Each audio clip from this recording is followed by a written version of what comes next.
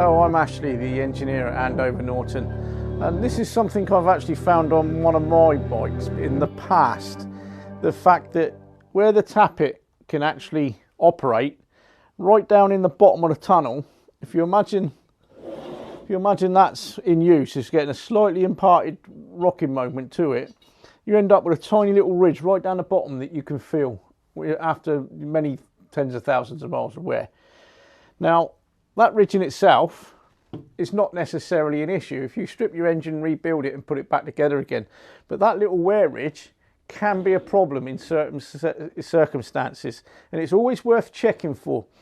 Now, the first situation where you'll get it, if you've had a bike running for many miles and it's had a decompression plate fitted under the barrel, if you take that out and drop it down, you then actually put in the actual tappet movement closer to the actual cam lobe, and it's going to force the tappet a little bit further up the tappet tunnel, and it may pick up on that lip that's been there from the previous wear. Likewise, if you fit a cam with a larger lobe, it's also worth checking to make sure. And likewise again, if you ever change the tappets, because the actual dimension of the tappet from there to there is actually quite open, so there is a chance you could then pick it up on there. How do you get around it? Some people, what they do is actually hone that bottom part of the actual tunnel right down in the bottom, open it out and try to remove some of that ridge as it is.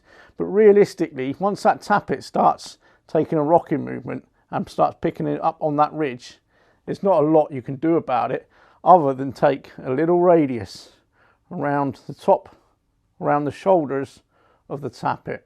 That's what I ended up doing on mine, so that when I put the cam in with a higher lift, it wasn't going to pick up on the old wear ridge that was in the bottom of the tappet tunnel. Now, the other thing that changed throughout the life of the twin was actually the anti-rotation plate, the one that sits in the barrel with the two lovely screws that have got to be wired up to keep it in place. This changed shape roughly about, I think it was about 1970 when they introduced the 2S cam. The idea was that they changed the shape so the actual shoulder of the actual tappet itself will miss this when it's in use. It should actually be like that way round. So they have actually changed it.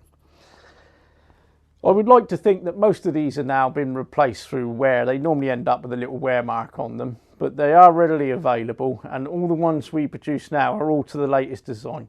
The latest version will happily go into the earlier bikes without any worry whatsoever. If you've got any other questions or queries, please feel free to get in touch or ask myself and Simon at Andover Norton. Thank you very much.